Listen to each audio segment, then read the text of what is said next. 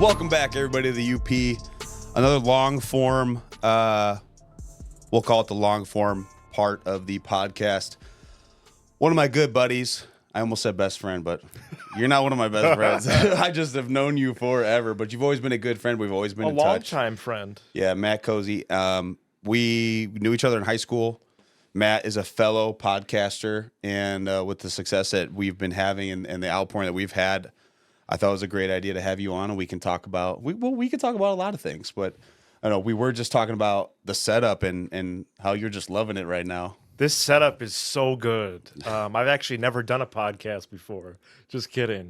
Yeah, no, I've done hundreds of shows at this point. I'm always looking at different things. Always, I'm an idea factory for better or worse, which I know. Well, it's good and bad to have that. Well. Yeah. I would like to makes have, the mind race. I would like to have all the time. I would like to have a studio one day. If it was in a neutral location or at like a house or something like that. So to have this in your basement is a testament to you and Alex, and it's really cool. I feel honored to be here and to talk to you again. I know our first episode on the old show did really well. I've always felt very comfortable with you, whether it was on or off the air. Yeah, for so I'm excited. For the people that don't know what you're talking about, I had the AM podcast, which is now the AM brand is just part of TNT. So it's just like it's like a little clothing line that we do with TNT. But we had the AM podcast, and that was during COVID, and our episode was it was between 1,000 and 2,000 downloads, and I didn't realize till later how good that was. That was top 5% of all podcasts at the time, and now, Alex was talking. We were talking yesterday. There's over 4 million podcasts. It was 4.5 million. Al. Yeah, I think it was 4.3. I 4. think that number was from 2018. That number's from 2018. I believe. So it's another million. Yeah. So let's just say 5 million podcasts, but you had said only 150,000 would upload weekly. Would upload weekly and have more than 10 episodes. So I just heard a stat that in the last 30 days, about 300,000 shows have uploaded a new show. About 300,000 shows have uploaded a new episode last 30 days. In the last 30 days. Yeah, and 1 year ago was 500,000. So it's really plummeted. Yeah, well, it's super saturated. And I think it's kind of like I was just telling someone the gym world is a lot like that. There's the trainer world. You get a lot of people that'll pop up and, I can train. I was an athlete. I could do this. I could tell people how to get in shape, and they think just because they were athletes, they can. Or my favorite is the bodybuilders. The bodybuilders will do one show. And this is a big reason I hate bodybuilding. A bodybuilder will do one freaking show, and then the next thing you know, they're like, I'm selling my diet plans and my workout plans. Hit me up. It's it's a lot more than just one show, man. You got people that have done, and as much as I hate bodybuilding, I respect it a ton because it is grueling. The training and the eating and it's tough. It's tough. But you got people that have done 20 shows and they still don't sell their stuff. Consistency is the big key. What I know we're going to get into what I've been up to, but whether it's you're in a set schedule or you're not, as long as you're putting out content, that's the only way you're going to grow. When students ask me, "Hey, Mr. Cozzi, what's the best way to grow a podcast? What's the best way to grow my YouTube channel, my TikTok?" How about getting reps? When we were kids, getting reps was the biggest thing. When you're working out, whether you're playing baseball, whether you're writing, whether you're trying to get better at something, whether you're trying to pursue something new. I don't think that's changed. Whether it was 2009 or 2024, get the reps. And try to enjoy it as you do it, because that's hard too. But get the reps. It's hard to enjoy it when you have, 5 downloads. It's it's hard to push. It's hard to push through. But why are you doing it then? No, exactly right. Then why are I'm you doing with it? you. I'm with you. I'm just saying this is the side, and we've created the one-click society. Right. It's overnight sensation's not a thing. Yeah. That's not the real world. And they think they equate it to going viral. Exactly. Right? Going viral is a big thing now. So like if you're not going viral, it's like, oh, you're nothing. It's like, you're a failure. Yeah, it's not about going viral. It's about providing good content, good quality content on a consistent basis. Ultimately. And like you said, that goes with everything. That goes with if you want to be good at working out, if you want to be good at a sport. You know, we were both baseball players. We played baseball together in high school. Yeah. So that's we weren't even really like we were acquaintances. I wouldn't call us good friends or anything like that, but we respected each other. We both liked each other's company. Right. We could say that. Yes. But we never really like hung out or anything like that. But you're a people pleaser guy. You were always happy. You were always like, you were the guy that was just keeping the mood in the dugout awesome. If you get it, like, it was awesome. Like I loved having you around. You were always a really positive guy. And I was telling Al, I'm like, this guy's got the voice. He's got the voice. And like I've listened to your Locked On podcast. Like you just have that voice, man. Like you were born to talk baseball on a podcast. So that's good to hear. Can we talk about that a little bit? So how did you get? First of all, how did you get into podcasting? Why did you get into podcasting? And then how did you get the opportunity to do the Locked On? Yeah, so I've been really into radio and TV and newspapers growing up. I had an interest in media since a very young age. I remember, doing shows with my buddy Matt Politis from Cary Grove. I don't know if you ever crossed paths with him. I don't think so. I knew a lot of Cary people, though. We in middle school, we would do a show in his bedroom, and then we would burn it on a CD. It was called The Matt and Matt Show. We talked baseball. We talked Cubs. We would just hand it out to our parents afterwards. I would listen to the Score all the time, to 1000, to WGN. I had a pretty good, subscription intake, whether it was, subscribing to Sports Illustrated or ESPN the magazine. Or we've always been really into that. Rolling Stone, I subscribed to for a bit. Like, a pretty big music nut too, that most people don't realize about me. So I've always had this interest in media. And when I went to Iowa, I got involved in it right away. And I was a reporter post-graduation for a few years in Iowa City with this newspaper called the Iowa City Press-Citizen, covering mostly Hawkeyes and like local sports. Did you enjoy your time at Iowa? Yeah, I enjoyed it. I really enjoyed it. It was a great big school experience, but had like a small feel at times as well. And, a few years into the newspaper thing, I realized this is not a long-term career. And a lot of that was financial. Some of that was just quality of life, a lot of late nights, like covering games and stuff like that. So that for that period, it was good, but I realized not long-term. And so around the same time, I not only changed careers, but then moved home and, went into education, which I know we're going to get into later a little bit. But, I've always thought about doing a podcast. Like, even though I left journalism, I was still a media nut. And I even, had ideas sketched out about shows, and I just never acted on it. I was kind of nervous to act on it. And then the pandemic rolled around. We were all just kind of sitting at home. And finally, I launched Eavesdrop, which is my first show. I did about 25 episodes. It was like an interview show. And then a few months later, I started this show with my friend Sam Olber.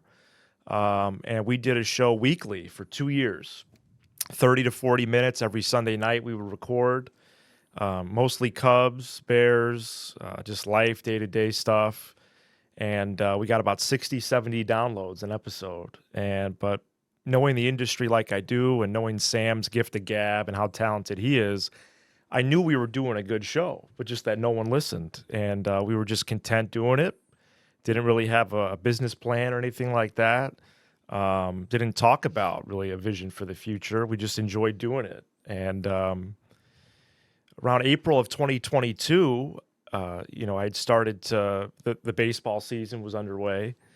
And I started getting into some Cubs podcasts, as a diehard Cubs fan myself. And right after the season started, the host of the Locked On Cubs podcast actually left.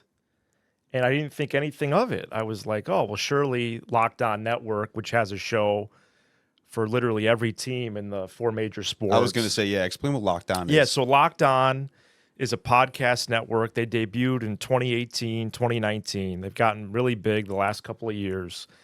And they have a show for all the teams in the 4 major sports with paid solo hosts or co-hosts.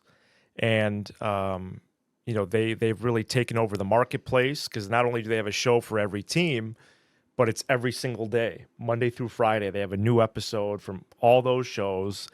And so the output of content, the inventory is crazy. And the other twist on it is that not only is it 5 days a week, but it's 20 to 30 minutes an episode. So it's a little bit smaller sized, and something in their research a while ago said that's the model. And they've been very consistent and very successful. Don't you wish you thought of that idea? Yes, I do. Oh my God. One of the ideas I didn't have. Yeah. But such a great idea. I always visualized, doing a podcast on a bigger platform. I just didn't know what it looked like. And you and I have had a lot of conversations about this type of stuff, and now we actually almost made a podcast together. Yeah, we did. We had talked about it for a little bit. We were like, what if because our AM podcast got so many downloads and it was so successful. The response. It's not. It's one thing to talk about the downloads, but what about the engagement? Mm-hmm. Again, I'll finish the story of Locked On Cubs in a minute, but the engagement is really, for me, what I think is a sign of a good show. Mm-hmm. Do people like your stuff? Do people comment on it? Do people ask you questions? That's the big part of it too. Of course, you need strength in numbers, but I think the engagement from that episode, you could correct me if I'm wrong, that was really what raised a brow. Was like, oh, people are reacting to what we're saying when we're sitting across from each other. Mm-hmm. So, and it was a buzzword kind of thing at the time, because what really made everyone download it was I've always asked the hard questions. I've always been really outspoken, but you were a teacher during the COVID times, right?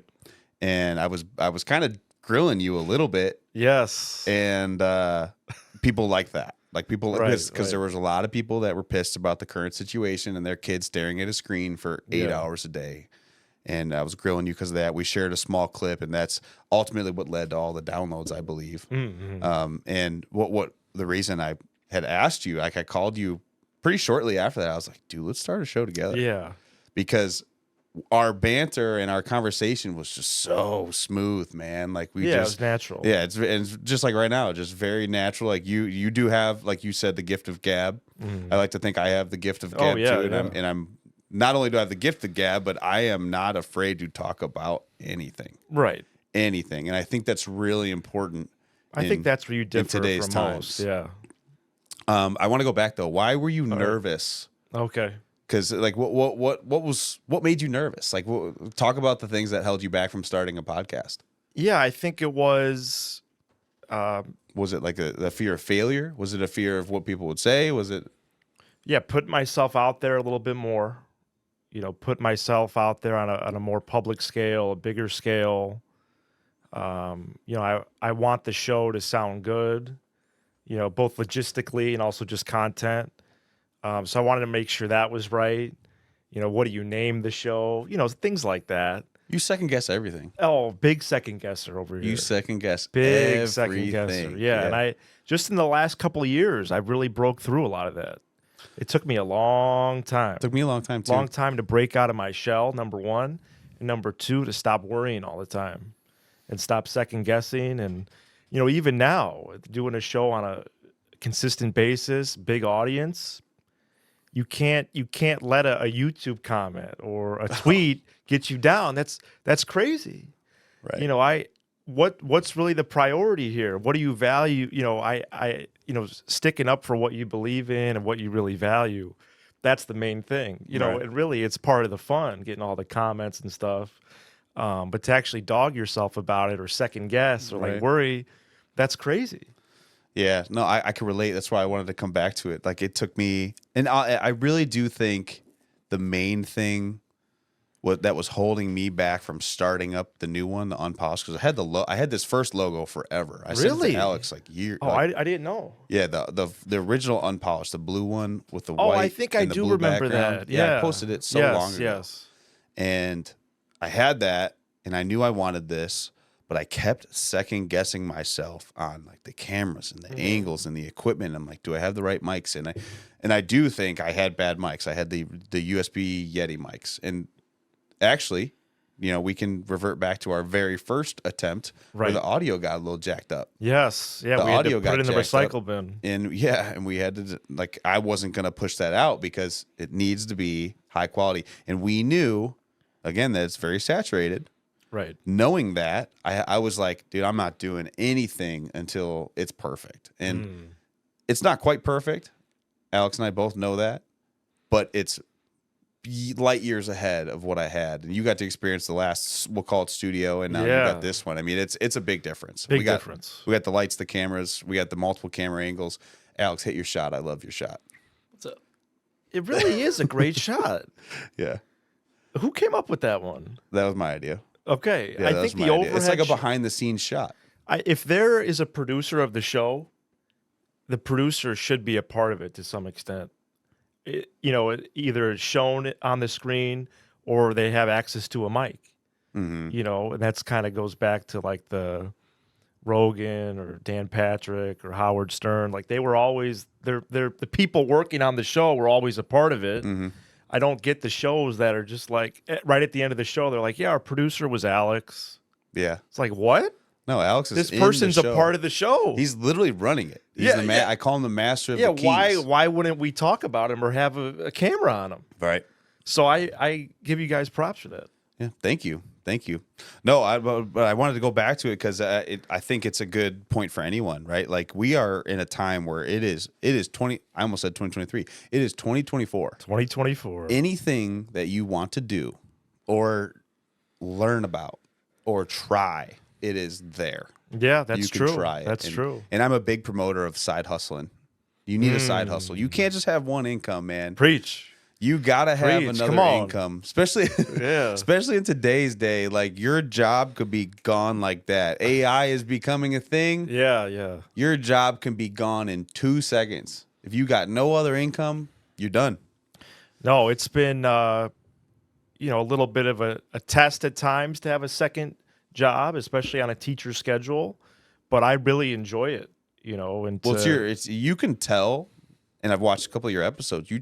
You love it. Yeah. You love it. It's like a sort of like a safe space for you. And it's a time for you to turn off your brain. And I think I see a ring on your finger too. Like you're married, man, married now. Dude. Like, let's go. Yeah, that's awesome. Yeah. So you got to take some time to yourself, and you got to continue to do the things that you love. And I don't wear a ring. Me and Kelsey don't wear rings. So, but I am married too. Yes. But I'm get that married life, that child life. You don't have kids? No. Yeah. No. Are you guys trying? We're going to. Yeah. Yeah. That's exciting, man. Yeah, it is. When you do try, me and Kelsey are dying to help. Like, we want to help people. Oh, wow. So when you do try, like, we are more than happy. Yeah. Come over for dinner or something. That'd be great. We can walk you through all the things you should have, all the things you don't need. Well, let's do that. Let's plan for that. Absolutely. Yeah. We would love to help. Kelsey's like, I have so much information to share with like someone who's going to be pregnant. So I tell everyone, I'm like, hey, before you have a kid, like we'll give you the products, the things that we love, the things that didn't really do anything, and I mean, we'll probably even give you some stuff. Like we have so much stuff upstairs, and I think we're done having kids. But I'm pretty strong on my position of 2 kids. So you want 2? You would agree? Yeah, because you and Kelsey have 2. So. Yeah, and I've always wanted like 3 or 4. Okay. Yeah, it's not a sensitive subject by any means, but it's we both decided together that 2 is good, at least right now, and maybe in the near future we'll revisit. But we got weird times going on right now. Things are just getting more and more expensive. Right. We're trying to make certain moves in our lives, so 2 just makes a lot of sense, and it's a lot of work. And you add that 3rd, right now it's 2. I got this one. You got that one. We had a 3rd. It's like, all right, who's getting the 3rd? Right. And we're gonna get a puppy really soon. Oh, that's okay. I see what you're saying. Right. Yeah. So, but anyways, we would love to I appreciate extend that knowledge to you. Yeah, absolutely. So Locked On, best idea ever. Yeah. So I wish I came with that idea. A show for every team, and sports fans are no joke. These people love their teams and then some. You know, they watch the coverage, they read the articles, they listen to podcasts. And so the sports audio space and video space has really grown just in the last even couple of years since I've been a part of it. And of course, I try to stay on top of, you know, all the industry news and updates and things like that. Well, really, there was nothing before that, right? Like what Not in terms of like a network, no. Right. It's like individual shows here and there. You had your local news that would hit sports for what, 15 minutes? Yeah. So, but now you're getting like a concentrated amount of information from Locked On about your team. It's a niche product because it's just a show about that team. You know, sometimes people ask, "Oh, do you talk any Bears?" No.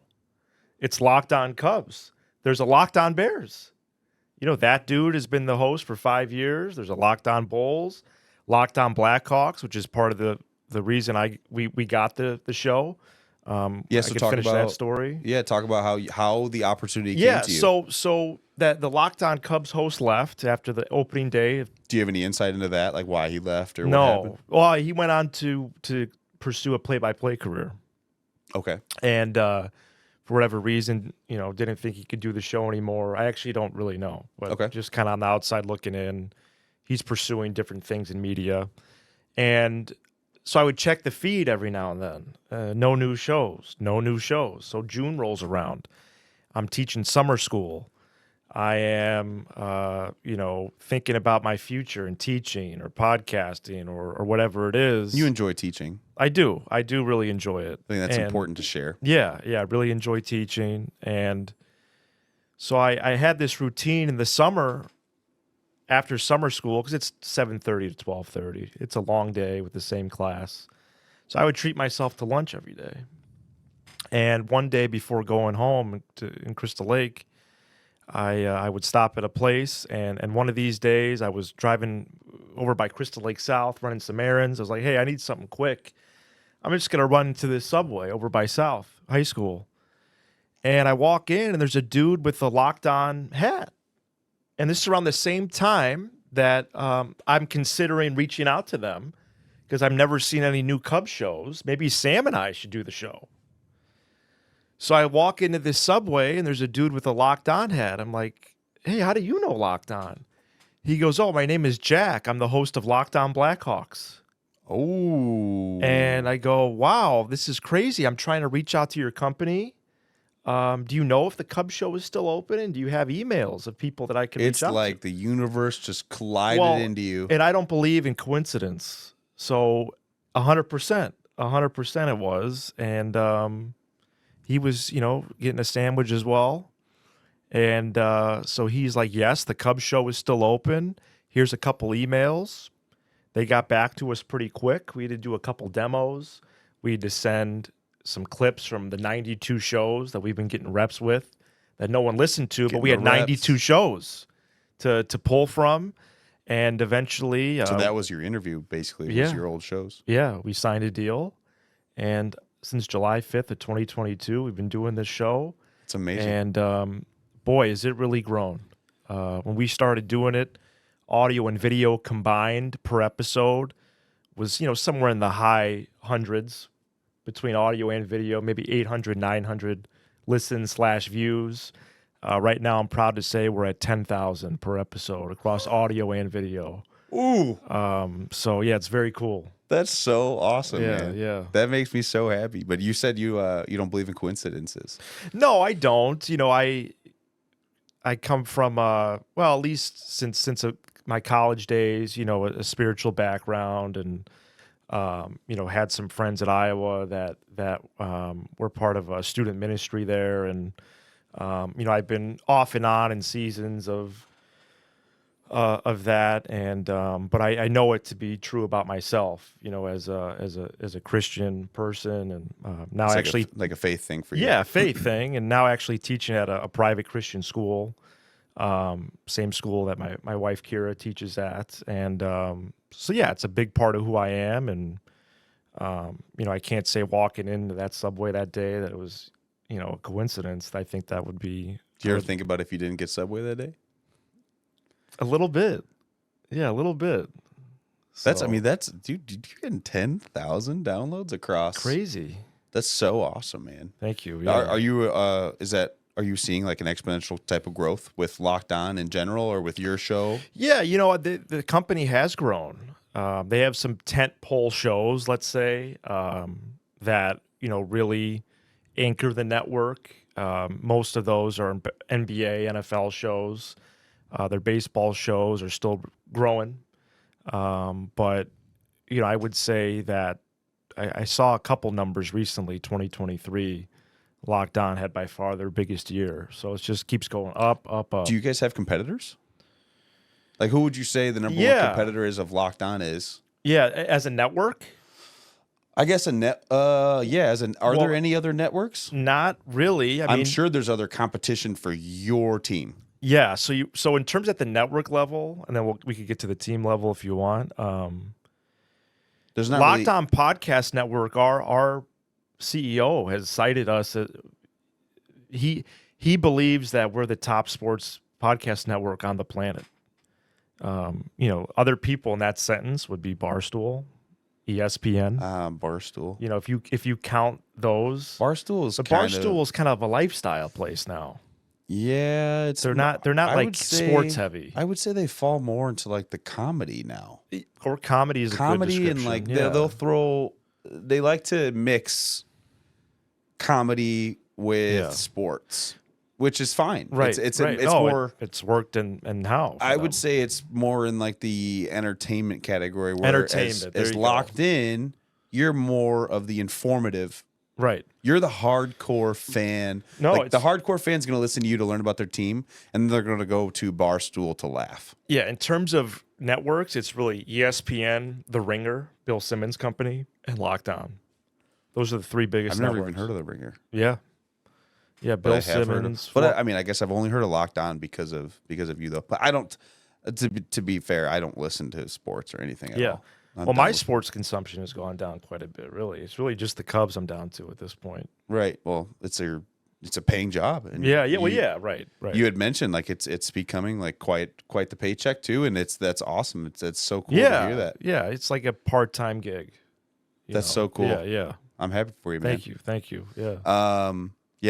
Speaking of luck, I think luck is just when like preparedness meets opportunity. Mm-hmm. Right. And you had all those shows, all those episodes. Right. And you're like, here's my interview. You just dished it out and look at you now. Especially doing a daily show, like when they go out and recruit, if there is a show opening, that really is the biggest thing they're looking for. Do you currently podcast? Because if you don't, doing a show Monday through Friday, 20 to 30 minutes an episode, that's gonna be real work. Yeah.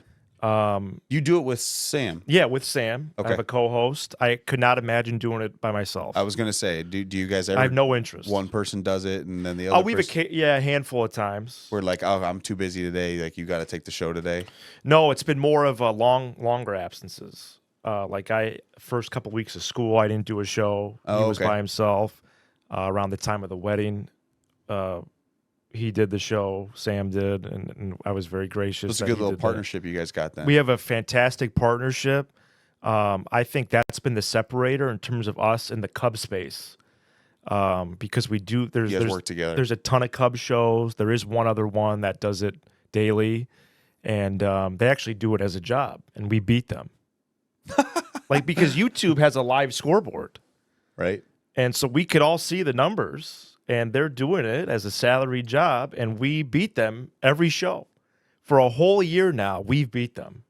That's so cool. I don't know if I've ever really talked about this publicly, but yeah, I mean, it is. It's a point of pride. I mean, and I do think the show being able to make fans laugh and really buy into our chemistry, I think that has been the separator. Because they gotta like who they're listening to. A daily show, 100%. And of course, we're going to give you information, but what about that entertainment piece? And I think that really has been the separator, and people have been drawn to that. The banter that you got, the chemistry you guys have. I think so, yeah. Chemistry's big in everything. Yeah. So, So talk about how, how do you prepare for an episode, and like, what's your How do you get ready for an episode these days? Because you got to provide 20 to 30 minutes of material every day during the week, right? Or is it on the weekend too? No, Monday through Friday. 5 a week. Yeah, and we record the night before. We have the same posting schedule, 6 a.m. audio and video, because again, in Lockdown's research, like between 6 a.m. and 11 a.m. is really where most of the downloads happen. Why? Because people go to work. Mm-hmm. People are driving their kids to school. People are getting a workout in. People are doing a load of laundry, whatever it is. So yeah, and that's information you got from Lockdown. Right. Hey, post in the morning. That's what they said. Get it in the morning. Right. Okay. Right. And the prep in the off season very different than the season, because right now it's about a 2-hour process, maybe 2 to 3 hour process of prep, which consists of reading about the team, listening about the team, watching about the team. And then, from an editorial perspective, I handle all of that. That's what makes our partnership, Sam and I, good as well. Is we both know our roles, and mine is more behind the scenes, like getting the show ready. And when the light turns on, it's time to perform. Sam is always ready. And he's the best at talking about the Cubs. He's the best on the internet, on whether it's internet, TV, the written word. I think he is the best at it. And so trying to pass him the ball as much as possible, that's the best thing for our show. But in terms of scheduling the 3 segments, I do all that. Segments? Because it's 3 segments. Okay. So we do have a format that we have to follow too. This is via Locked In. Yeah, via Locked On. And Locked On. The content's up to us, though. It's just 3 segments because we have 2 ad reads a show. Each segment's about 8 to 10 minutes long, and that's it. But yeah, the prep is just trying to, play the hits. What's the top story of the Cubs today? What hypothetical question could we ask? Right now, it's previewing players as we enter the new season. Spring training just started last week. So, what are the position battles and things like that?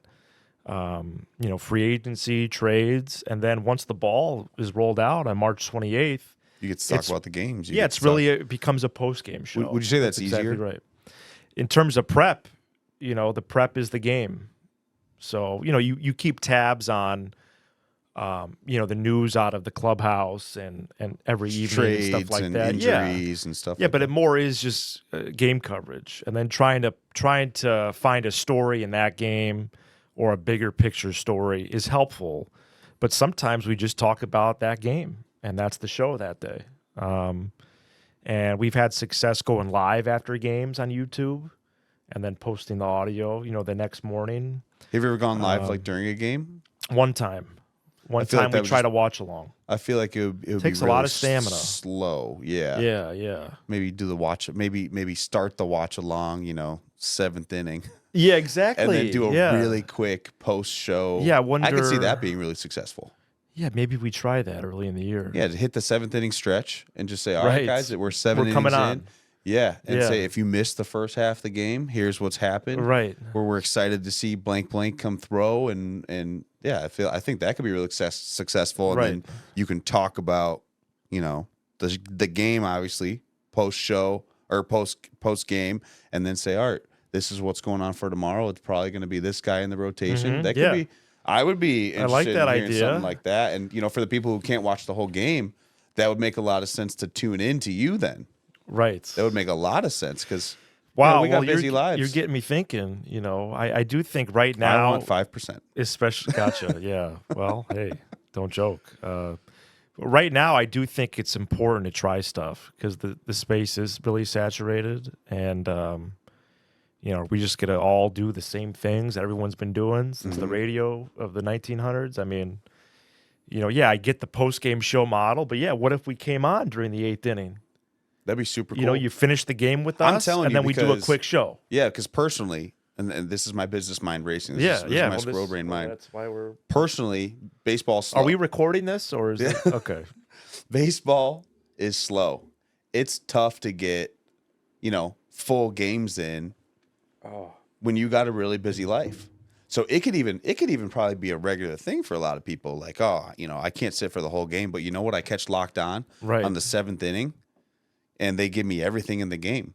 So while the seventh inning stretch is happening, you're literally telling everyone what happened. Big plays. Right. How did we score? We catch How you the other up. team score? Yeah. What injuries happened? We just catch you up in 5 minutes. Boom, segment 1. Segment 2, here's what we expect. Segment 3, post-game interview. Yeah, like why they won or lost. Why they won or lost. Yeah. Like what good things happen, what bad things happen, and then you can talk about the next day tomorrow in the last segment. Well, I love that. I think that's a really good We'll idea. definitely try it. You got to send it to me when you try it. Okay, I will. But no, I can see a lot of success with that though, for real, Yeah. because baseball's long, man. Baseball's long, and especially with the mid-season.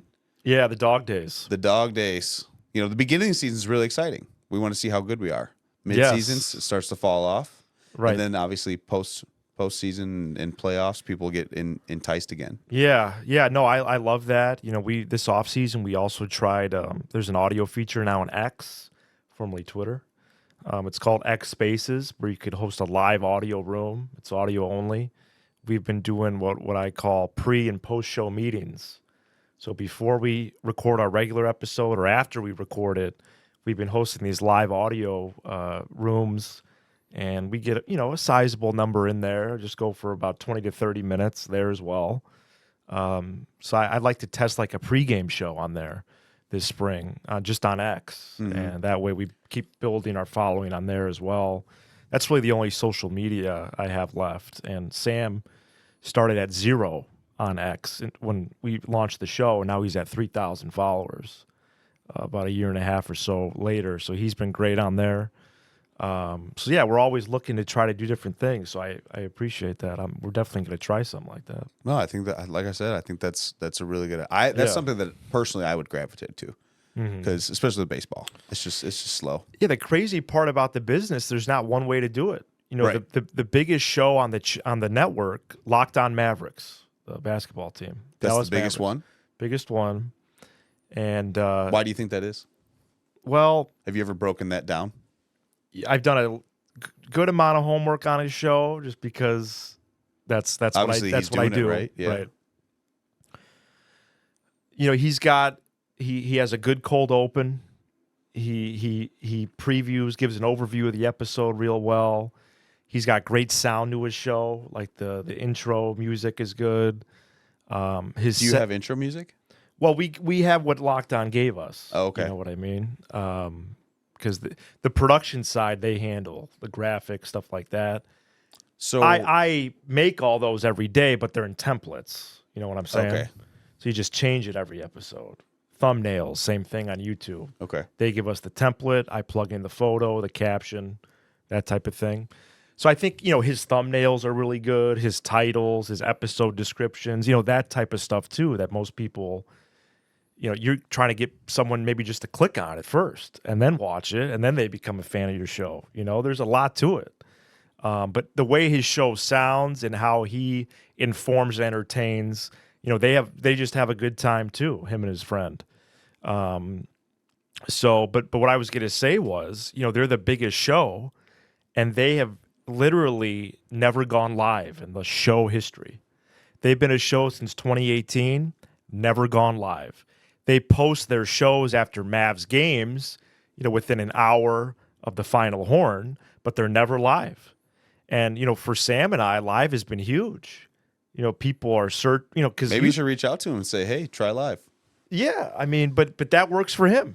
Yeah. That works for him. And do you guys find yourselves, is it like a kind of like a community, like a locked on community? You guys talk to each other, say, hey, this works, hey, this doesn't work? Not really, actually. I would imagine, at least if I were running, again, this is my entrepreneurial business mind. The baseball channel does a little bit of that. Okay. But we don't really cross sports.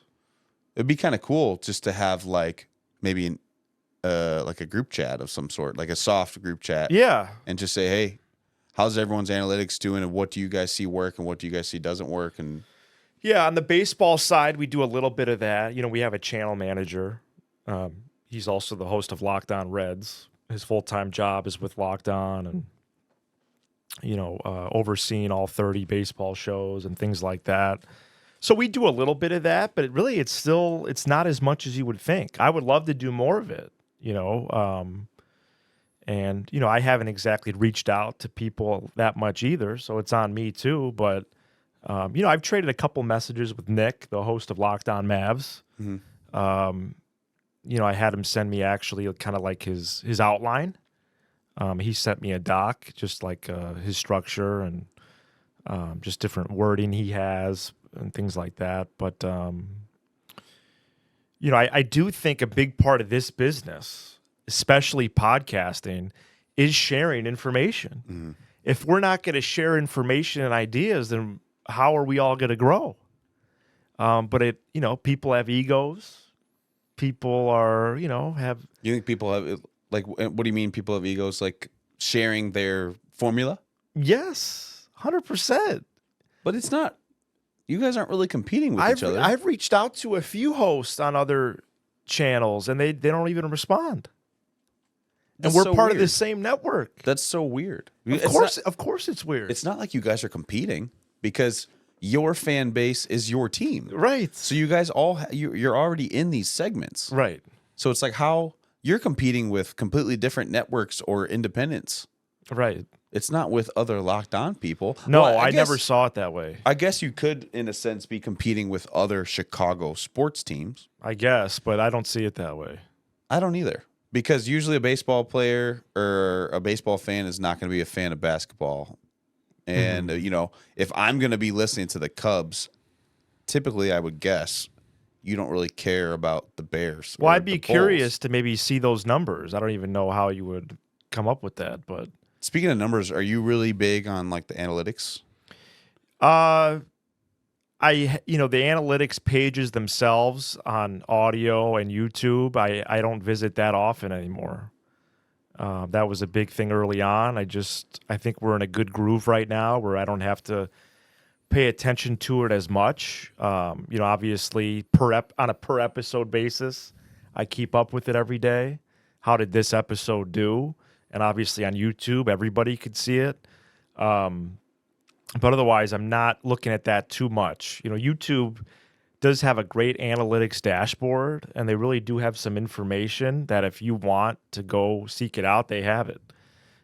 You have to do a little, treasure hunt here and there on their pages and navigation, but they really do have a good layout. But I haven't been on there too much. I actually just went on this week to look up one thing that I was curious about. But again, it's a little bit in the weeds, but shop talk. New versus returning viewers on YouTube. Who consumes our content? And in 2023, just in the last 90 days, actually, that was the timestamp I had. The last 3 months, 93% of our content is consumed by new viewers.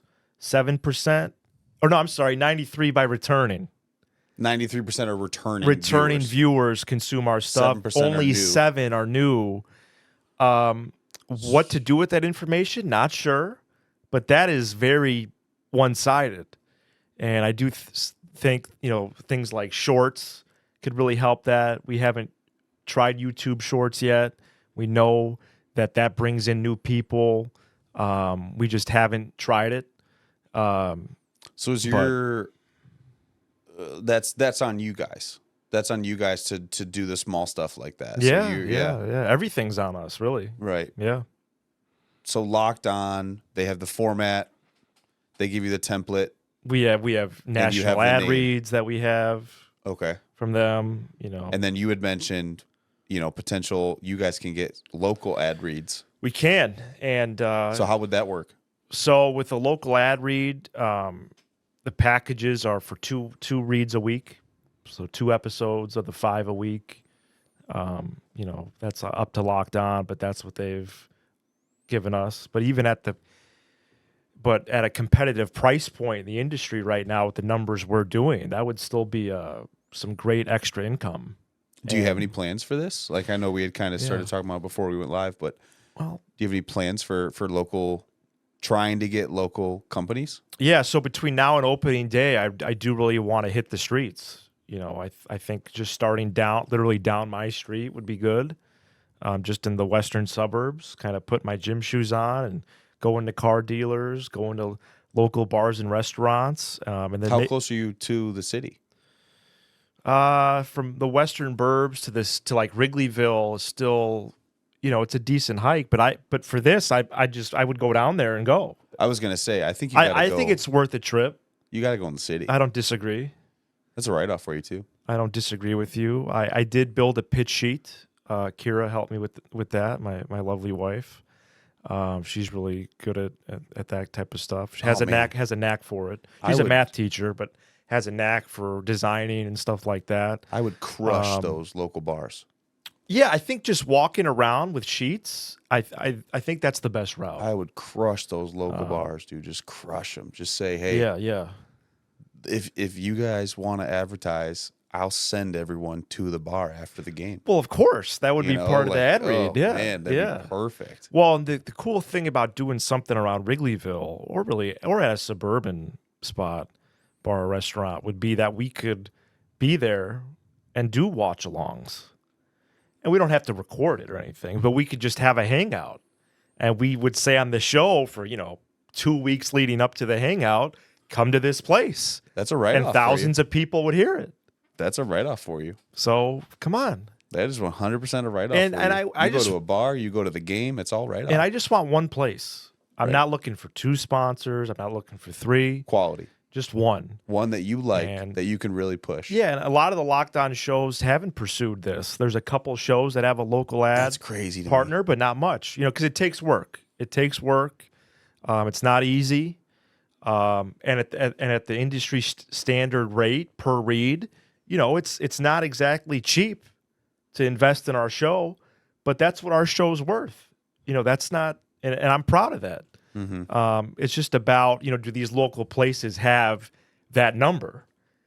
Because if it's for the baseball season, the number we've been quoted, that's a 5-digit ad deal. That's not a small amount of money, but I think it would be a great investment. There also is a 3-month option. That's a 4-digit number, kind of a mid to higher size 4-digit number. So I think there's paths to it. It's just it's about a partnership. I'm not looking for a sponsorship. I think you and Alex could connect with this. I'm not looking for a sponsor. I'm looking for a partner, especially at the rates that we have been quoted, because it's not cheap. And so really making an investment in us, making an investment in you, and we'll bring the people to you.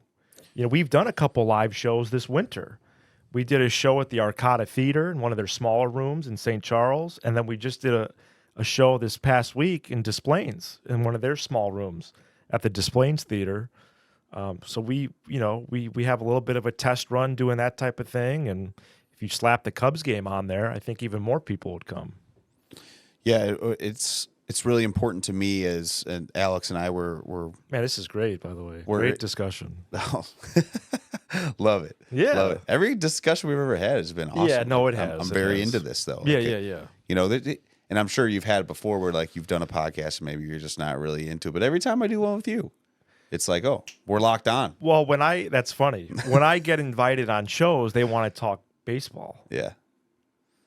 That's true. I'm not really here to talk baseball, No, I want to talk, like, the behind-the-scenes stuff. And I don't really, I don't know if this sounds bad, but I don't really want to. Yeah. This is not a baseball show. No, it's not. It's whatever I want, honestly. There's a big selfish reason I started the show, too, and it's for this type of conversation. There's something about a podcast where it's intimate, right? It's very intimate, and it takes, instead of just scratching the surface level, like if we passed each other, let's say in a subway.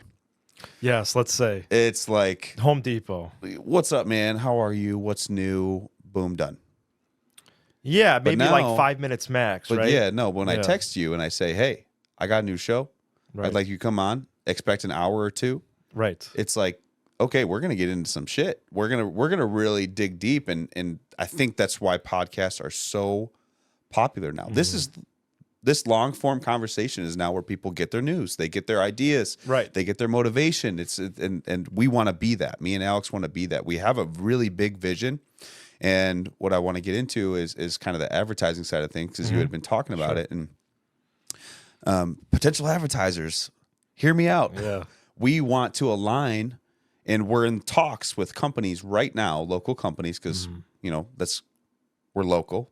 We want to be the McHenry County podcast first before we like that. Some sort of national brand. And we're in talks with companies right now about advertising with us, but we're not just going to take anyone. We want quality, not quantity. So like if a McDonald's is like, hey, shout us out and we'll do this. Like, no, screw you. You're garbage. You are garbage.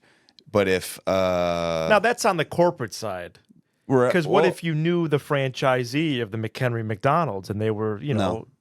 Nope. Okay. Nope. I don't want that either. Okay. I don't want that either because I even if I don't care what amount they offer me and Alex joke about this. I don't care what amount they offer me. If I don't believe in what you're doing, or if I don't love the product and I've tried the product and I'm a customer and I've been there, done that with you, I don't want to push it. Right. That's really, really important to me. Or like if you have crappy values as a company, I don't want it. If you force the vaccine, sorry, not letting you on. I'm not letting you on. That's not something we're gonna. Like, it's just really strong for me. So, but structure wise, I'm really curious, and I don't know if you can talk specifically or whatever. But so do these potential ad companies or potential partners, as we like to say. Yeah.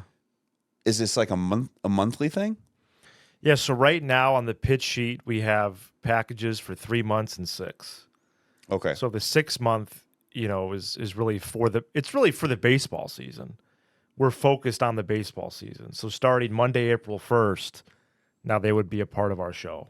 Okay. And that would be either for all 6 months or 3 months, which would be half the season. Yeah, that because we're developing our pitch sheet, and these people that we're talking to, they want to see something. So yeah. A certain level of commitment I think is best for both parties. I think like a 1 month deal would be a good starting point. If someone wants to give a test run, I'm talking for any show now.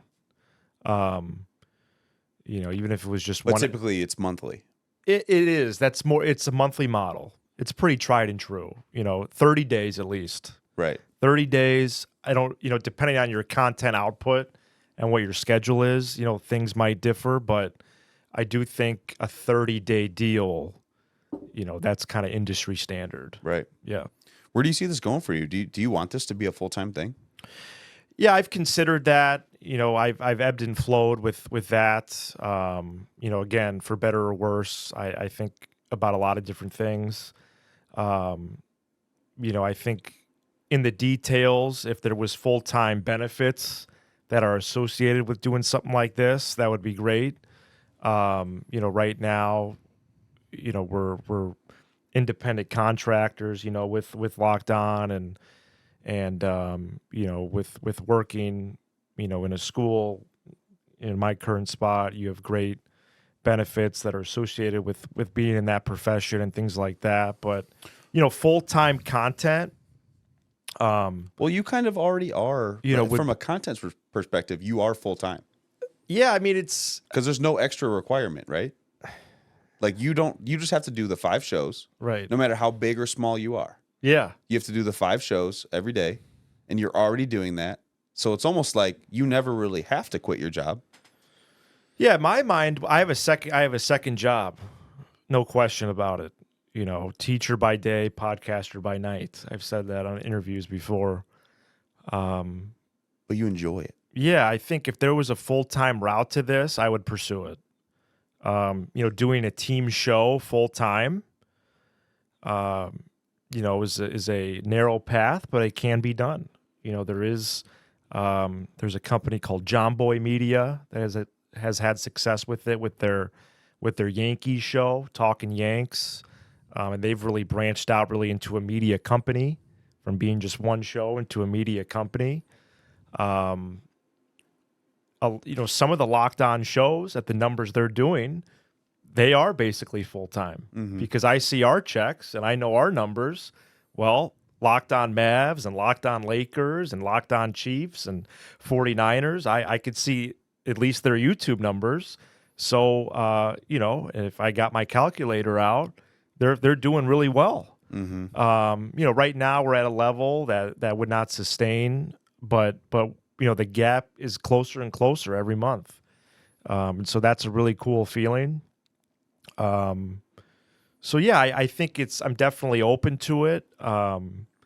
You know, I've considered pivoting back to the media path, whatever that would look like, or even just like in corporate communications or something like that. But you know, I do love teaching, and you know, I love being at the same spot as Kira.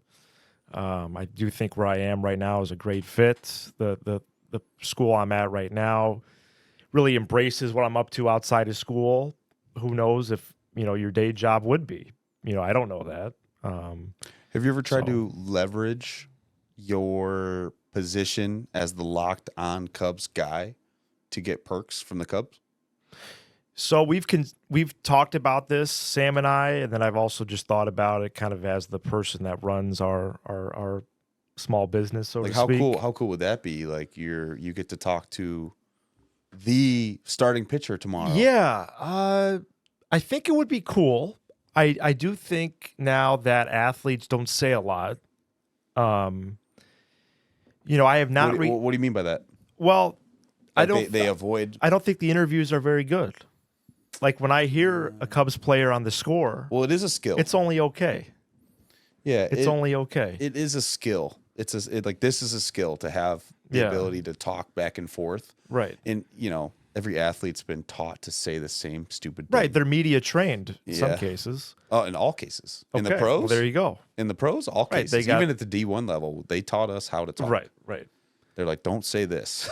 Exactly. So yeah, I could see that. But I haven't reached out to the Cubs. I have no plans to reach out to them.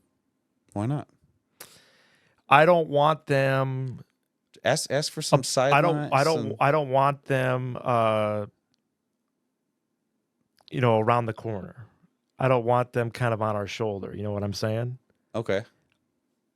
I don't want a random email like, oh, like what was with that segment? Like, okay. I think our independence right now, I mean, independence in quotes, because we don't own the show. It's part of Locked On, but no, but like you said, you do it all yourself. Right now, we're kind of the rebels in the Cubs media space, and we've had success with that, and I think we're just going to keep doing that.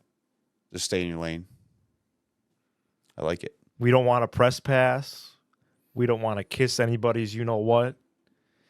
We don't want to, you know, we want to evaluate the broadcast. We want to evaluate the players. We want to evaluate the manager, and we don't want anybody hounding us.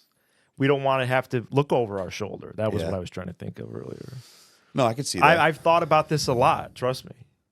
I could see that. But no, I've done the press pass thing, you know, as a reporter. I've been in the press box. I've already done that. You know, that's cool. It would be cool to have like a weekly or even monthly guest on, because Sam and I made a conscious choice of really not doing guests because we just wanted to build. Mm-hmm. We've had a couple on since, you know, but I think like a monthly guest would be like the next step for us, or like a weekly guest. But how much really would it make a dent? I mean, I think it would help build our reputation and kind of I got another idea for you. I'm an idea man. But a lot of these players want money though. They want appearance fees. Yeah. So I'm supposed to pay for that? Like, I would go a different route. All right, let me hear it. Start advertising. Is this being recorded? Start advertising a super fan segment. We've had a lot of listeners on. Okay. We must have had the most listeners on any sports podcast. I think that would be a key potential to growth, because then you're just getting the immediate family members, you're getting the cousins, you're getting this, because your numbers. We've had a ton of listeners on. We've done this thing called the Locked On Cubs Holiday Party, where around Christmas time we have listeners on. We've done this concept. And are they on video? Video. They come right on. You have to do a little bit of work. You have to send us an email first, and then we hit you back with the link to the StreamYard, and then you come on. What's StreamYard? Oh, it's a video hosting platform. Okay. So that's what Locked On has a contract with them. That's how we record the show. Okay, yeah, because we've had a lot of potential... How do you guys record the show? on OBS. Yeah, we use OBS. Yeah, we use OBS, and but we've had potential. We're reaching out to potential guests that probably won't fly in, and they're across the country or whatever. But just through my connections, and we were curious what people use for the online world. Yeah, StreamYard, it spits back the audio and video files.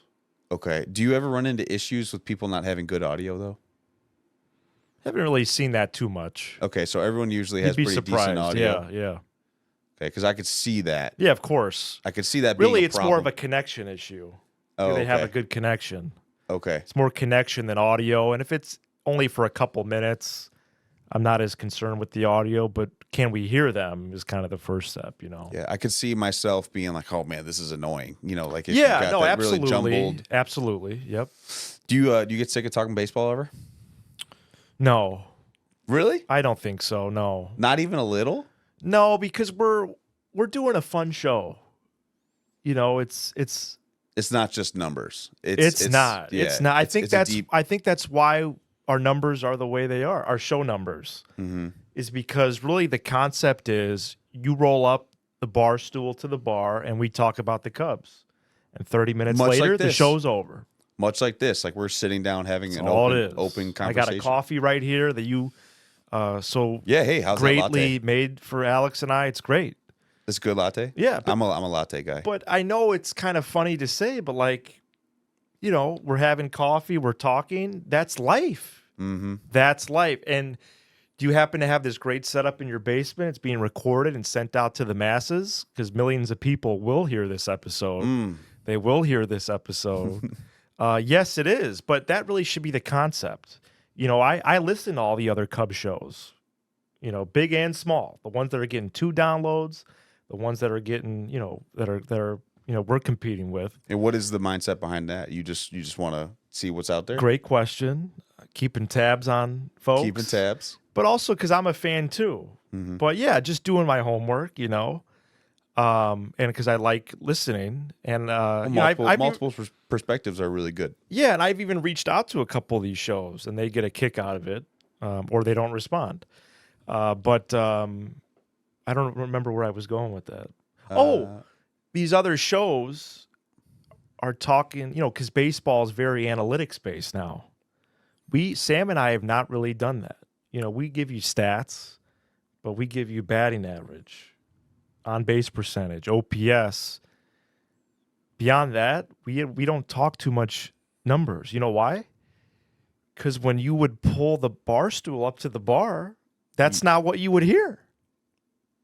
And I don't even know, I'll admit it. What are some of these stats even? What are they? Yeah. Let's just do what are the stats on the baseball? What's on the back of the baseball card? Right. That's really the numbers that we cite. Or from a single game, we say so-and-so went 3 for 4. So-and-so struck out 4 times. They did this.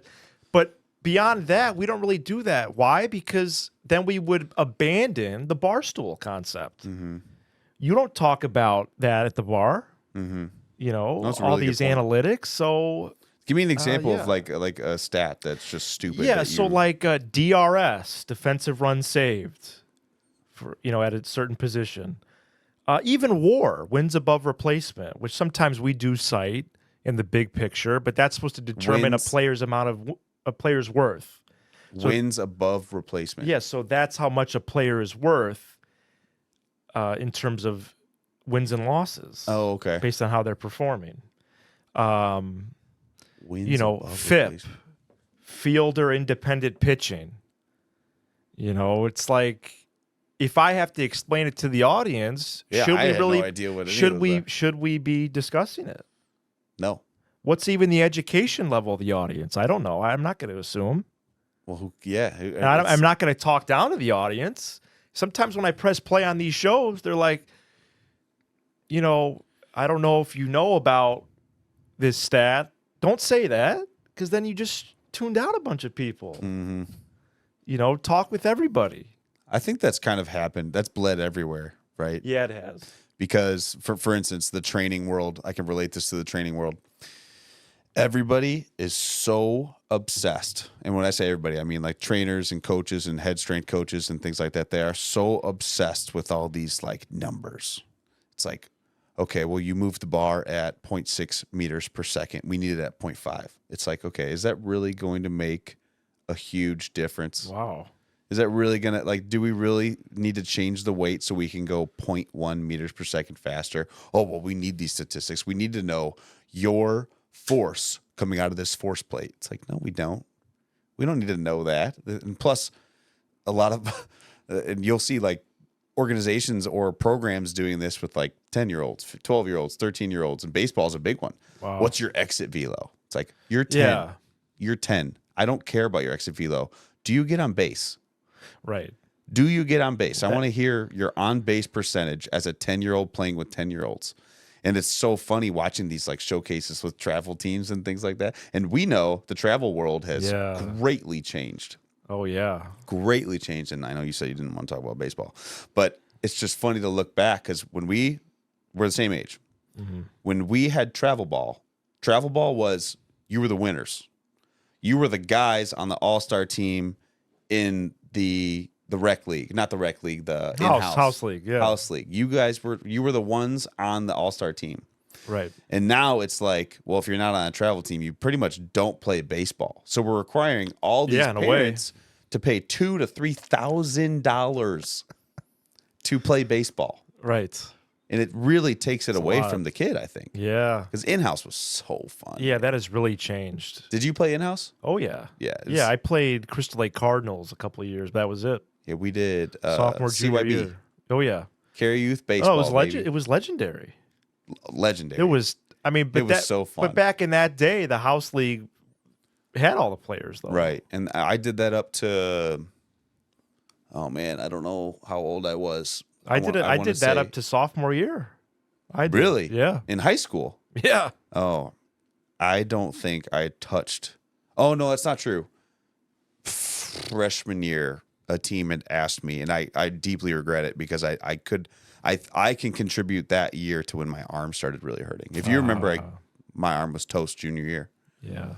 I was pumping 85, 86 miles an hour. You pitched a lot as a kid. Too much. That's how you were. That's a little bit of kind of how you were known in the baseball world. Yeah. When we were young, it was like, I was very good. Here's the kid that not only throws hard, but like he's good. Destroyed my arm, and it just ruined my mentality. By my junior year, like I said, I think I was touching 85 going into my junior year, and then my junior year, my arm just died on me.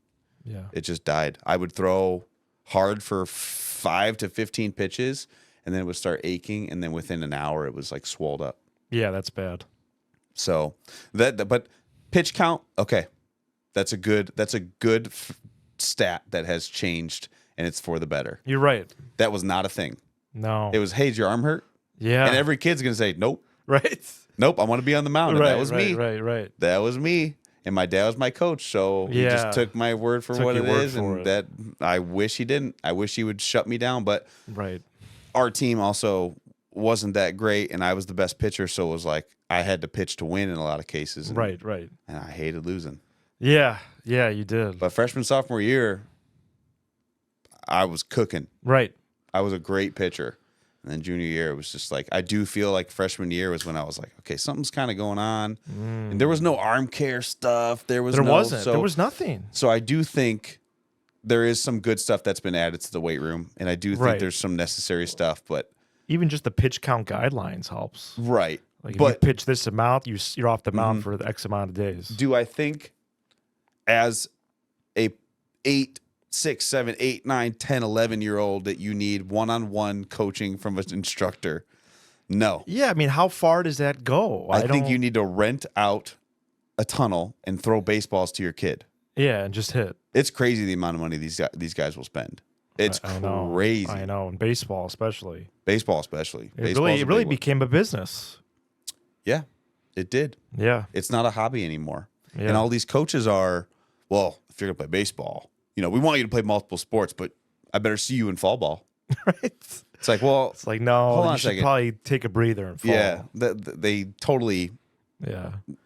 I mean, there has been some research, though, that says you should take off from whenever the season ends. Let's say the travel season ends the last day of July.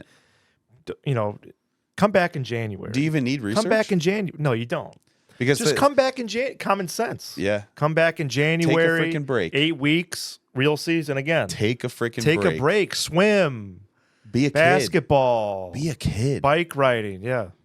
So those dads out there, those dads listening, make sure your kid's a kid. Right. Make sure, he's not freaking out about striking out and he's having fun most of all. This is my dad's main rule. Are we having fun? Are we having fun? If we're not having fun, why are we doing it? Yeah. Mm-hmm. I agree. So one last question about the podcast. All right. You had mentioned that you and Sam work really well together. Were you guys friends prior, or were you just kind of coworkers forever? Or you guys were friends prior? We're friends. Yeah, we're good friends. Sam's a really good friend of mine. So I got to know him through Nick Cozzi, my cousin. Okay. Nick and Sam have been good friends since they were like 7. Okay. And then probably like 2017, 2018, I started hanging in their circle a little bit. And so I got to know Sam. Yeah. Do you have a time limit, by the way? You had mentioned you had one. We did not go over that before we started. Yeah, I think like 1:15, 1:30. Okay. So we should start wrapping it up. It's 1:23. Yeah, 1:23. Oh, yeah. Okay. Yeah. Okay. Real quick, I wanted to get into, we can relate in a deep aspect here. Yes, yeah. My father passed away, and your mom passed away. Yeah. And I we wanted to. We don't need to be on a time limit. I mean, I'm actually going to see since I'm all the way up here. I am going to see my dad. Yeah. So I wanted to ask you how he's doing. My mom actually asked me because I told her you were coming on. Oh, she's like, awesome. how's his dad doing? Yeah. When something like that happens to you, it's. Yeah. So I remember my parents visiting me in Iowa City. Which they would do pretty frequently. Sometimes they would even take day trips, just to see me. This was post-college. Mm-hmm. And I remember when they, but I heard about it though before, but I remember they informed me that your dad passed away. And, but I knew that, through, whatever, social media or, but I actually remember when they told me, because I was kind of separated from whatever was going on here when I was up there, and then I still remember you reaching. I feel like you were one of the first people to reach out to me after my mom died. Like that was. I make it a point. I don't know how to describe it, but you were towards the top of the list. I'll just put it that way. I make it a point now. I make it a point because it's something, at least in my experience, my personal experience, I would listen to people talk to me post it happening. And the people that I really only cared to listen to were the people that have experienced something similar. Mm. And I respected and I liked hearing from people, but at the same time, it was like, my favorite was, and this is something you do not say to someone who just lost their parent. Oh, well, everything happens for a reason. Ooh. It's like fresh. And now, don't say that. Looking back, I do believe to an extent that things happen for a reason because when my dad died, I became a man. Wow. I had to. So it locked me down. It made me a freaking man. I was like, okay, mom needs help. Okay, what can I do with my siblings? Okay, what's going to happen with the house? Okay, what's going to happen with this? Mm-hmm. And we were in a really crappy situation in that regard, and I don't think I'm at liberty to share any of that. I think that's my mom who can share that. But since going through it and having that experience, I just wanted to make sure that when I have the ability to influence someone's mindset, and I've been there and done that, I do it. And so it was really important to me because I've always loved you. Yeah, no, I've always respected you deeply as a person, as a teammate, as a friend, and you were like I said, you were always like kind of like that light in the room. Like no one was ever sick of seeing Matt Cozzi. Yeah, no one was ever sick of seeing Matt Cozzi. So my character and positivity have always been hallmarks of like who I am. Mm-hmm. Mm-hmm. And I think that ties into why you're doing what you're doing and why you're successful. So do you remember what I said? I don't remember what I said. So I don't remember, but like shortly after, we just met. We really weren't trading messages much. It was just like, let's meet. Oh, yes. And so that's right. that's really like when we spoke. Right. Like we traded maybe a couple messages. More it was like, let's schedule a meeting. So we met at Bulldogs in McHenry. Oh my God. Yeah. It's coming back. And, we were there for a long time. Mm-hmm. So, yeah, I keep it short and sweet. Yeah. Yeah. I keep it short and sweet. And I think that's really important too. Just say, hey, I'm here. Yeah. If you need me, let's get lunch. I would love to. I do remember that now that you say it. Yeah. But how is that now? How do you feel? Like, how's your dad? Is your dad okay? Yeah, he's okay. Yeah. He has ups and downs. I do think living in the same house puts him in a little bit of a time warp. He's actually used that term recently a couple of times. He's made changes to the house, but it's still the house they had lived in for a long time, and so I think that gets to him every now and then. He's pretty social. He's got a good friend group. Even prior to my mom's passing, had that really helps. Had invested in friendships and relationships, and his workplace has been good for him. He works in Schaumburg, and he's going there. Pretty much he works out of the house maybe 1 day a week, and then goes to Schaumburg the other 4. So it's good, to move around, and he's taken up running. I was gonna say working out's big. Boy, has that been big for him. He's not too reflective, like we are, but I think that he would be able to say, this has helped me. He's run a couple of 5Ks even. That's just become a huge part of who he is, and I think been very healthy. Did he do any sort of group stuff? No. And, I looked into it after speaking to you and trading a couple texts with your mom. He was okay? And just kind of handled it himself? Yeah. And I was going to check out a group, through your mom's suggestion, and that never really materialized. I think doing something in that realm would be good for me. But, I just think communicating with different people has helped. And, he's ultimately he's doing okay. And I am thankful for that. Do you guys talk about it? Or have you ever had like a real talk about it? Like a real talk? In the last year, we've talked about it a little more, but I would like to talk. I would like to keep that going, and just talk about my mom a little more. Well, that's how you keep them alive. Yeah, that's how you keep a loved one alive. What have you and your mom? How's that kind of ebbed and flowed over the years? Just talking about your dad. Well, so full disclosure, we are under contract to sell mom's house. Okay. So it's coming up a lot these past couple days, weeks, months. Has she been in the same place? Same place. Wow. So this is going to be a big one. That's big. It's going to be a big hurdle. Wow. Where you raised all your kids, and it's where you loved your husband, and it's where you raised your beautiful family, and right.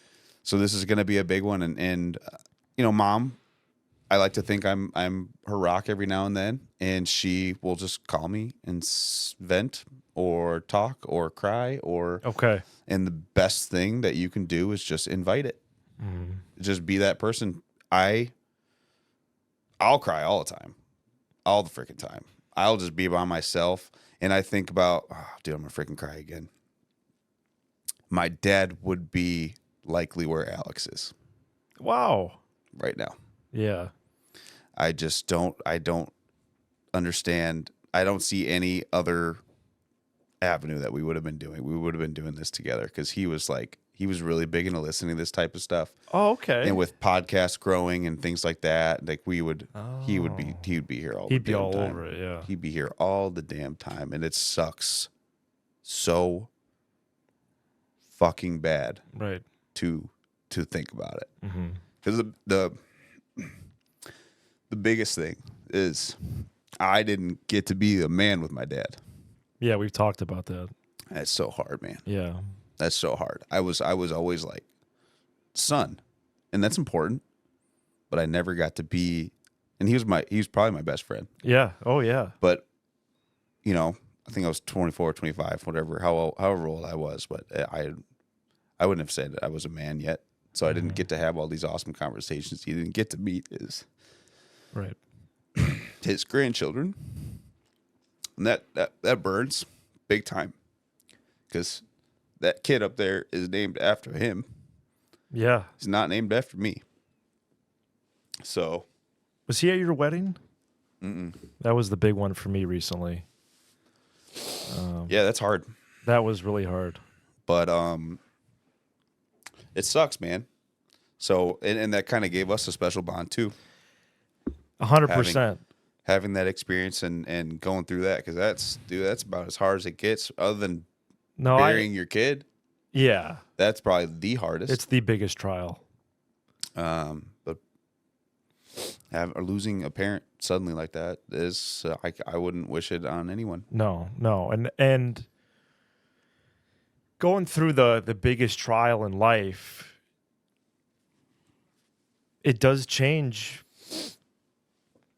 It changes everything. I don't know how else to put it. How have you changed from it? I don't sweat the small stuff anymore. Huge. It's stupid. So stupid. It's so stupid. I don't invest time in the irrelevant things of the world. Easier said than done, but I just don't. Mm-hmm. Noise doesn't bother me. Noise in our world right now is big. Don't care. You know why? Because it's not important. And I've been through the hardest thing in my life.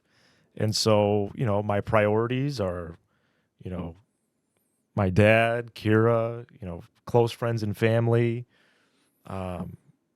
doing things that I enjoy, being with people I enjoy. And that's pretty much the list. The older you get, and this is whether you have something crazy happen to you, whether you have something traumatic happen to you or not, but the older you get, the more you realize how stupid the little things are that you used to stress over. Right. Like in school. School's so funny to me. I used to stress over a 10-page paper. Like it was the end of the world to get the 10-page paper done. Do you think anyone's ever asked me about my 10-page paper? Never. No way. Yeah. No way. Nobody cares. So when I see these kids stress about finals and things like that, I'm like, you just wait, dude. You don't have any real stress right now. And even when you do have let's call it real stress, it's not real stress. Yeah, no. Stress is just whatever you pay attention to. Yeah. Pay less attention to the things that take your energy away from doing the things that you love. Right. What are some of the things that you do that you just freaking love besides podcasting? Yeah, I think, being outside. That's a big one for me. Going for long walks. That's a big one for me. Yeah, I can't wait till we just had some nice weather. It's been crazy out. And now it snows. Yeah. And that pisses But next me week off. is supposed to be great again too. Monday and Tuesday are supposed to be 65 degrees. Yeah. So yeah, I think really being outside, just looking around, going for long walks. Interacting with others though has been big for me. Just even people I don't know. Mm-hmm. I really get a kick out of having a conversation with the cashier at Target. I saw, that's what's crazy right now. The line for the self-checkout is a mile deep, and then the people at the cash registers are just by themselves. So going up to them and having a conversation, why do you think that is? Well, because people are weird. No, I don't know. No. I honestly think you hit the nail on the head. No, people don't want to interact with others. Whereas I feel like I could be a representation of who I am and in part my mom in that moment, a little bit of kindness, because that's rubbed off on my dad, kind of first of all, a healthy mindset, both physically with food. He had a good teacher. We had good teachers all those years because my mom, after having a heart attack when I was in middle school, then, and survived it and defeated heart disease, it was all was very health conscious. And, but like her kindness, is I think it's seeping into my dad a little more, and the way he speaks to others and just different things. But, I think being like true reflections of our character and who we are and how we were brought up has been like huge for me, and maybe you've seen a little bit of your dad and your mom, or, a little bit of your dad and your kids, or, and just like representing his legacy. Yeah. And my mom's legacy. Like, what I've really noticed is some people don't even know that our parents passed. Right. And we don't need to spell it out every time we meet a new person, but it's like, I don't like that. No, but we're like still representing something. Right. I don't like it to be a point of conversation, like, oh, my dad passed, like I don't like that victim mentality, but if I can share it and someone can hear me share it, and then they can reach out to me if they ever need anything or know that someone else has gone through it, I'm more than happy to help. I would love to help. Right. I would love to help. But one thing I was going to say was I notice my dad in me so much now. Okay. Like I'll do like more recently, you mean? Oh yeah. Like as I've grown and become a dad. Yeah. My dad would do, we call it Kung Fu Baby. Okay, what's that? So he would pretend the baby's doing kung fu and be like, and I've done it a million times. See? Not even thinking twice. I'll just take Luke and I'll just like, and I'll kick his leg up and make Stevie laugh. Oh, man. It's so funny, man. But like little stuff here and there, or I'll catch myself like dozing on a chair and I'll wake up like my dad.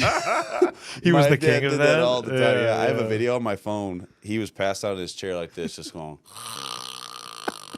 And I was like, oh my God, I am my father. Oh man. So is there anything that you've heard or listened to or done that like it clicked to you and helped you sort of handle the process a little bit better? Well, the interesting thing about my mom's passing was that, she actually left me a letter, which I think I shared with you a little bit about. Yeah. Might be coming back. I remember this, yeah. Yeah, so the twist is that the letter is actually from 2011. She died in 2018. Well, in 2011, she had open heart surgery. And she wrote this letter, perhaps as a just in case, at the time. But, a little did we know it was for actually 7 years into the future to be found. Where was that letter? So that was... just like amongst her things that we found, and she wrote one to my dad as well. But in mine, she basically said, hey, here's what happened. Like, here's kind of what happened. And here's where I am.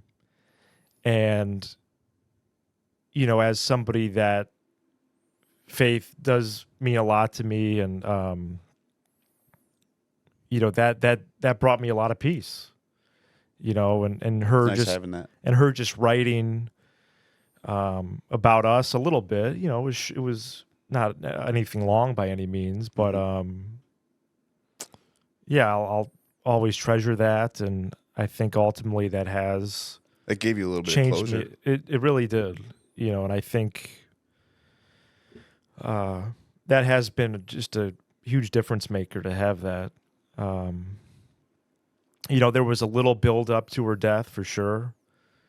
I remember going for a walk distinctly one day, like on a Sunday in a couple months before she died, and being like, I think this is the beginning of the end, because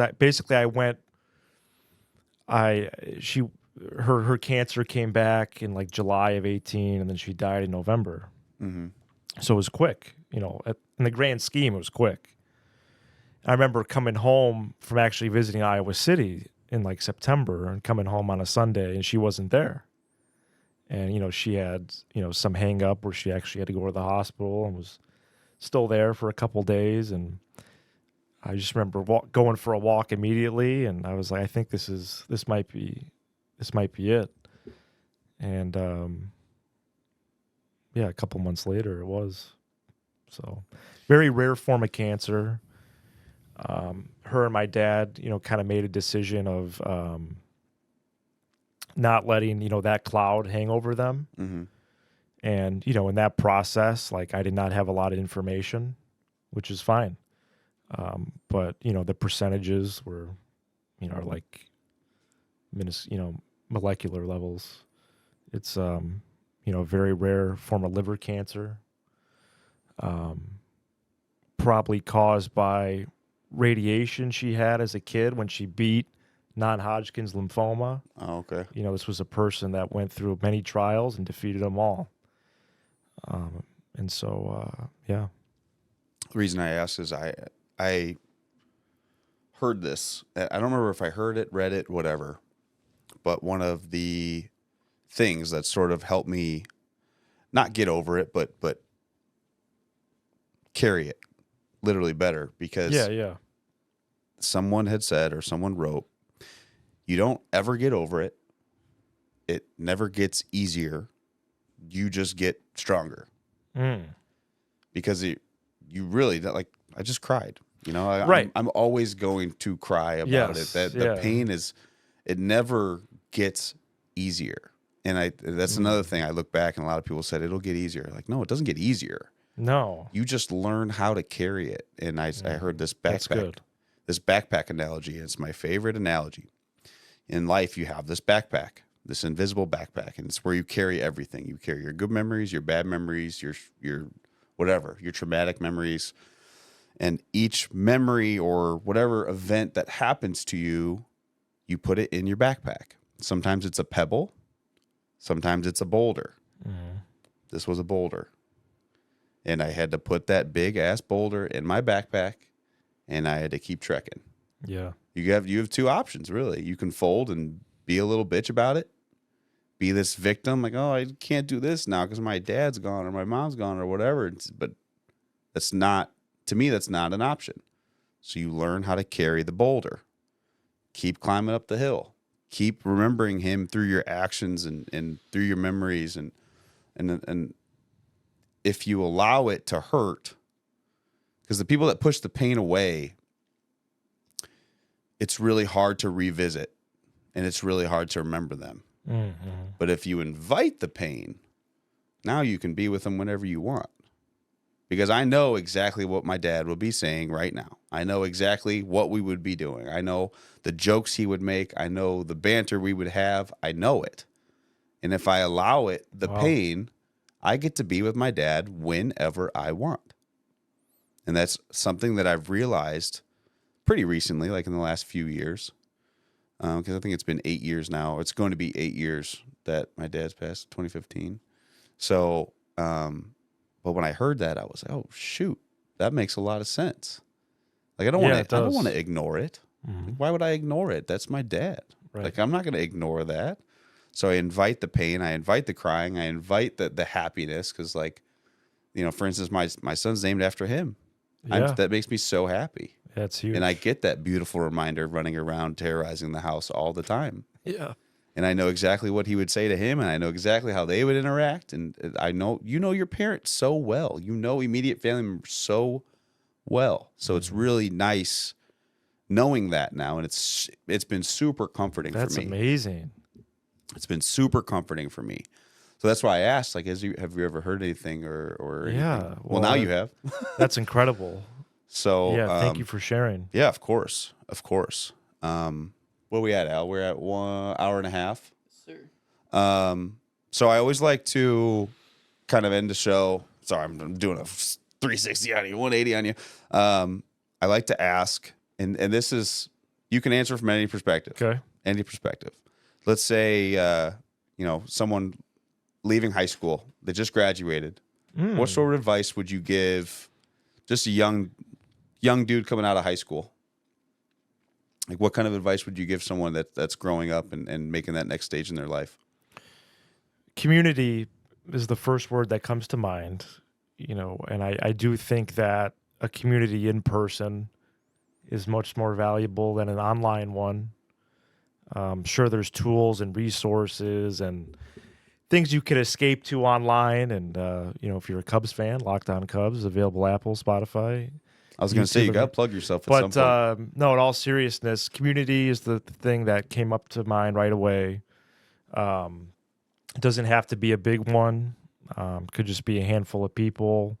Could be something you even bond over, whether it's, books, painting, guitar, the Cubs, the Bears, whatever. But I do think an in-person community, that whether, it's just friendship that happens naturally or some kind of a consistent gathering, I really think, that is that's big. So much right now we want to click on stuff and follow stuff and subscribe, and that's not real life. And part of me as a podcaster, doesn't want to say that, but that wouldn't be true to myself. A little bit of a double-edged sword. Yeah, it's not real. The internet is not real. What's real is being with our families, being with our friends, creating these bonds, and getting better as people. And so I think that would be the biggest one. That's beautiful, man. Yeah, thank you. We'll end on that. I really appreciate you coming by, taking the time. Felt so natural being down here. Yeah, I'm seeing excited the new spot, the new episode. Oh, it's so good. Or a new show. I know you have some in the can, so literally as we're doing this, I've watched and listened to the first one because that's all that's out. Yep. And so I'm excited. Yeah, today will be. I'm excited to view and listen as they come out, and let's keep this rolling. Yeah. No. Again, I really appreciate it, man. One more time, share where they can find you at. Yeah. So Locked On Cubs, Apple, Spotify, YouTube, everywhere you get your podcasts, and would love for you to even send the show to somebody that's a Cubs fan. Awesome. Well, thank you again, Matt. Really appreciate it. Thank you, Steve. Thank you, Alex. And maybe we'll have you on again soon. Yeah, let's do it. All right, man. Appreciate it. Dude, awesome.